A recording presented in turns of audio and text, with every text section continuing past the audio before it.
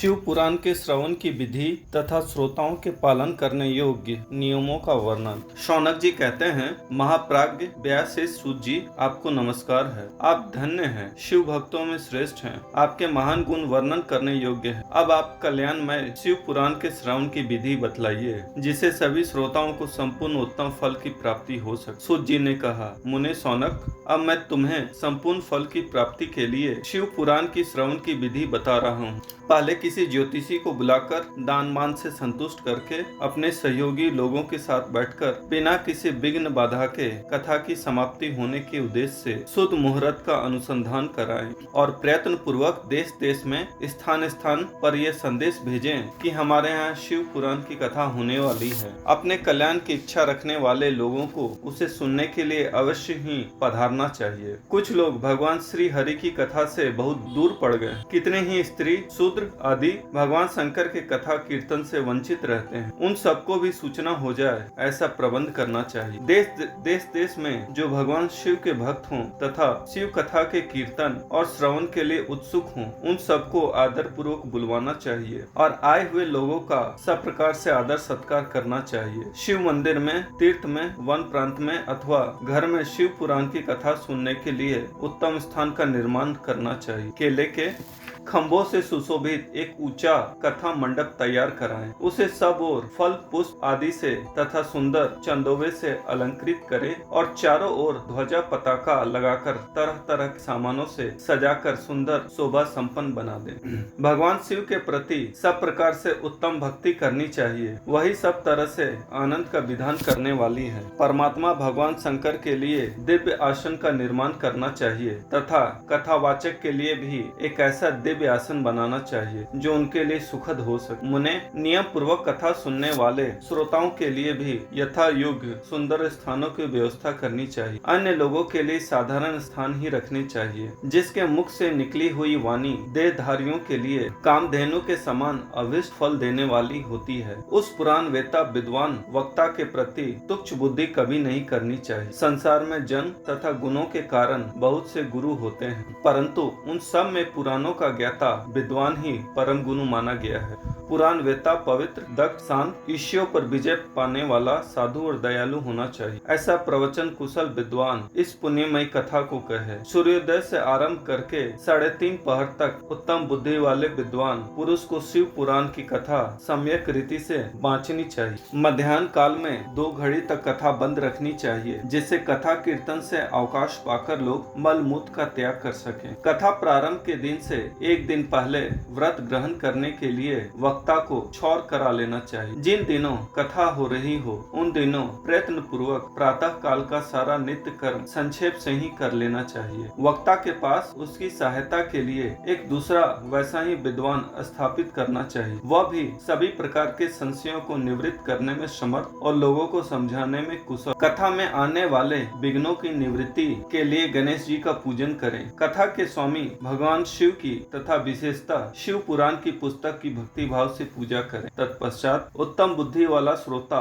तन मन से शुद्ध एवं प्रसन्न चित्त हो। श्रोता तन मन से शुद्ध एवं प्रसन्न चित्त हो आदर पूर्वक शिव पुराण की कथा सुने। जो वक्ता और श्रोता अनेक प्रकार के कर्मों में भटक रहे हों, काम आदि 6 विकारों से युक्त हो, स्त्री में आसक्ति रखते हों और पाखंड पूर्ण बातें कहते हों, वे पुण्य के भागी नहीं होते। जो लौकिक चिंता तथा धन, गृह एवं पुत्र आदि की चिंता को छोड़कर कथा में मन लगाए रहते हैं, उन शुद्ध बुद्धि पुरुषों को उत्तम फल की प्राप्ति होती है। जो श्रोता श्रद्धा और भक्ति से युक्त होते हैं, दूसरे कर्मों में मन नहीं लगाते और मौन, पवित्र एवं उद्देश्य उद्वेग शून्य होते हैं, वे ही पुण्य के भागी होते हैं। सूत जी बोले, शौनक, अब शिव पुराण सुनने का व्रत लेने वाले पुरुषों के लिए जो नियम है उन्हें भक्ति पूर्वक सुनो। नियम पूर्वक इस श्रेष्ठ कथा को सुनने से बिना किसी विघ्न बाधा के उत्तम फल की प्राप्ति होती है। जो लोग दीक्षा से रहित हैं, उनका कथा श्रवण में अधिकार नहीं है। अतः मुने कथा सुनने की इच्छा वाले सब लोगों को पहले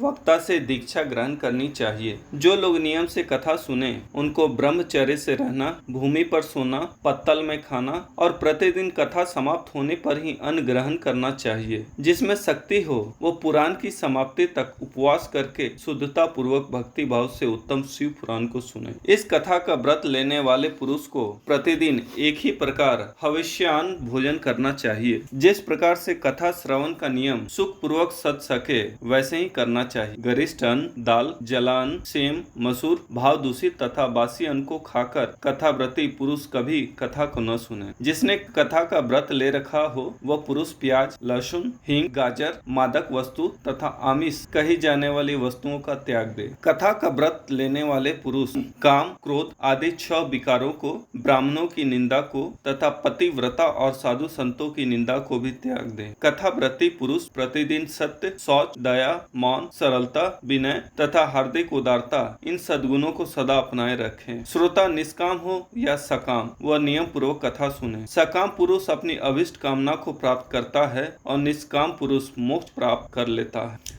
दरिद्र, क्षय का रोगी, पापी, भाग्यहीन तथा संतान रहित पुरुष भी इस उत्तम कथा को सुने। काक बंधे आदि जो 7 प्रकार की दुष्टा स्त्रियां हैं वे तथा जिसका गर्भ गिर जाता हो वह इन सभी को शिव पुराण की उत्तम कथा सुननी चाहिए। मुने स्त्री हो या पुरुष सबको यत्न पूर्वक विधि विधान से शिव पुराण की यह उत्तम कथा सुननी चाहिए। महर्षि, इस तरह शिव पुराण की कथा के पाठ एवं श्रवण संबंधी यथोत्सव की समाप्ति होने पर श्रोताओं को भक्ति एवं प्रयत्न पूर्वक भगवान शिव की पूजा भांति पुराण पुस्तक की भी पूजा करनी चाहिए। तदनंतर विधि पूर्वक वक्ता का भी पूजन करना आवश्यक है। पुस्तक को आच्छादित करने के लिए नवीन एवं सुंदर वस्ता बनावें और उसे बांधने के लिए दृढ़ एवं दिव्य डोरी लगावें। फिर उसका विधिवत पूजन करें। मुनि श्रेष्ठ, इस प्रकार महान उत्सव के साथ पुस्तक और वक्ता की विधिवत पूजा करके वक्ता की सहायता के लिए स्थापित हुए पंडित का भी उसी के अनुसार धन आदि के द्वारा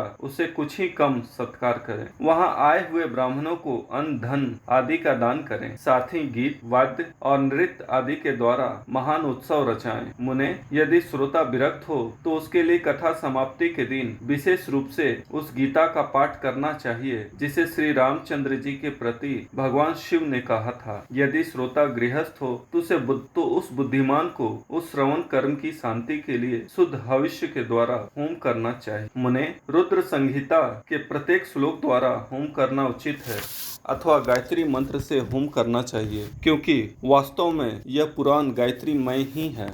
अथवा शिव पंचाक्षर मूल मंत्र से हवन करना उचित है। होम करने की शक्ति न हो तो विद्वान पुरुष यथाशक्ति हवनीय हविष्य का ब्राह्मण को दान करें। न्यूनता अतिरिक्ता रूप दोष की शांति के लिए भक्ति पूर्वक शिव सहस्त्र नाम का पाठ अथवा श्रवण करें। इससे सब कुछ सफल होता है, इसमें संशय नहीं है, क्योंकि तीनों लोकों में उससे बढ़कर कोई वस्तु नहीं है। कथा श्रवण संबंधी व्रत की पूर्णता की सिद्धि के लिए 11 ब्राह्मणों को मधु मिश्रित खीर भोजन कराएं और उन्हें दक्षिणा दें। मुने, यदि शक्ति हो तो 3 तोले सोने का एक सुंदर सिंहासन बनवाएं और उस पर उत्तम अक्षरों में लिखी अथवा लिखाई हुई शिव पुराण की पोथी विधि पूर्वक स्थापित करें। तत्पश्चात पुरुष उसकी आवाहन आदि विविध उपचारों से पूजा करके दक्षिणा चढ़ाएं। फिर जितेंद्रिय आचार्य का वस्त्र, आभूषण एवं गंध आदि से पूजन करके दक्षिणा सहित एवं वह पुस्तक उन्हें समर्पित कर दें। उत्तम बुद्धि वाला श्रोता इस प्रकार भगवान शिव के संतोष के लिए पुस्तक का दान करें। शौनक, इस पुराण के